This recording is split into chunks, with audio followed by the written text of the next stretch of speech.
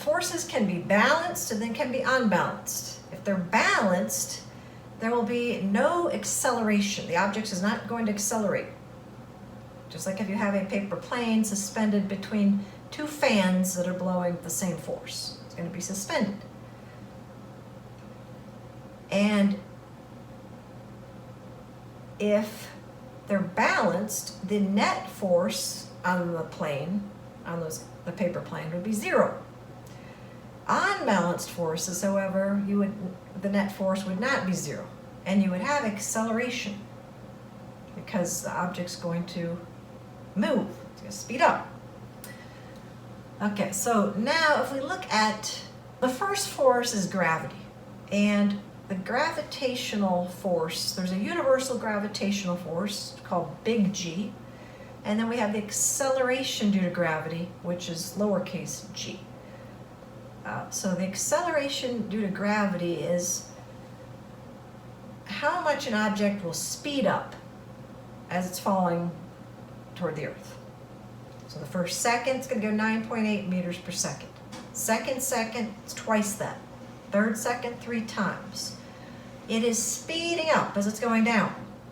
This is why if you are in a car and somebody is going to drop a bowling ball on the roof of your car, it would be better if they dropped the bowling ball just a foot above the car versus from the top of a 10-story building, because that bowling ball is going to speed up as it's going down that building. As it's falling down, it speeds up. So when it hits a car, it's like, woo! However, when it's only a foot above the car, it doesn't have enough time to speed up. So on Earth, the constant acceleration due to gravity is 9.8 meters per second squared. Gravity is so when we look at weight is the effect that gravity has on mass. So when you get on a scale, it's looking at the effect gravity has on your mass. If we're looking at just mass, that is just the amount of matter in an object. So mass and weight are not the same thing. But weight is a force, and that is just the force that gravity has on mass. So if you get on a scale and weigh yourself, you're looking at the effect that gravity has on your mass. Free fall means there is no force other than gravity. So if something is falling toward the Earth, there's no air resistance, no drag, no friction. The only force we're looking at is the gravitational force, the acceleration due to gravity. So during free fall, objects fall at a constant rate. They accelerate at a constant rate, and that rate is 9.8 meters per second squared. So if we have in a vacuum where there's no air resistance, there's no friction, if we dropped a bowling ball and feathers, they would drop at the same rate. They would actually land at the same time. But we know in reality that doesn't happen. If I drop a bowling ball, if I have a bowling ball here and feathers here, the bowling ball is going to land first because there's air resistance, there's friction.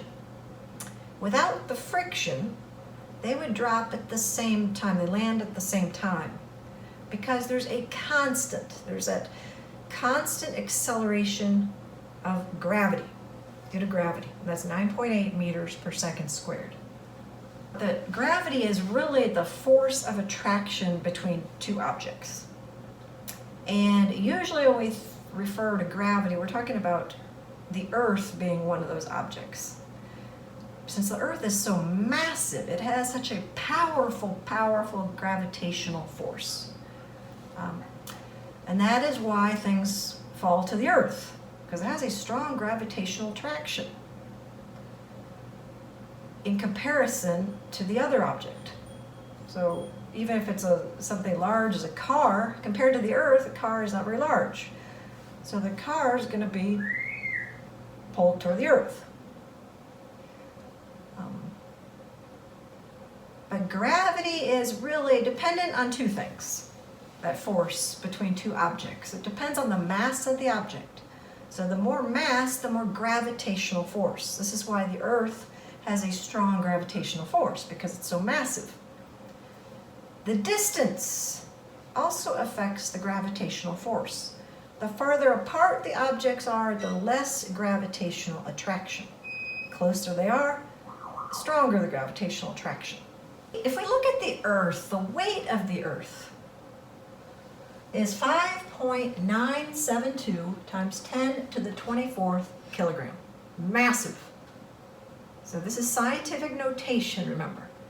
If I were to write this out, we would have a lot of zeros. So let's see. So remember again, scientific notation, we look the exponent,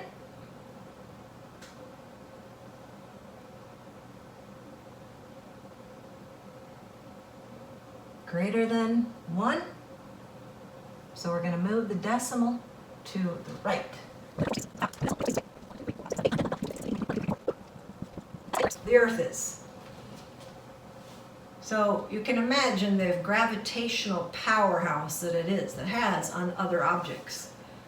So even though other objects have gravitational attraction, it's nothing like the power from the Earth.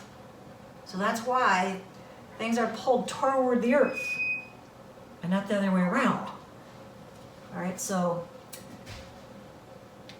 1 kilogram, we could say, is like about 2.2 pounds, a little over 2 pounds. And you can see all these zeros here. So in comparison, if somebody weighs 60 kilograms, that's nothing compared to the Earth.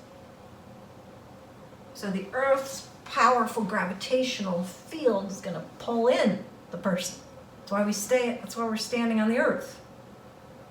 That's why when you jump up, you come down. You don't go for floating away. It's interesting, out in space, like the International Space Station, there is gravity out in space. So this is a misconception that people think there's no gravity out there. The thing is, it's balanced forces out in space. So in that International Space Station, that thing's flying. It's going around the Earth fast. And when it's moving around the Earth, it's balancing that gravitational force pulling in. So they're balanced forces. So that force that keeps moving is balanced with that inward force pulling in. Just like planets orbit the sun. Same idea. So in the International Space Station, it feels like there's no gravity because the forces are balanced. They're like suspended.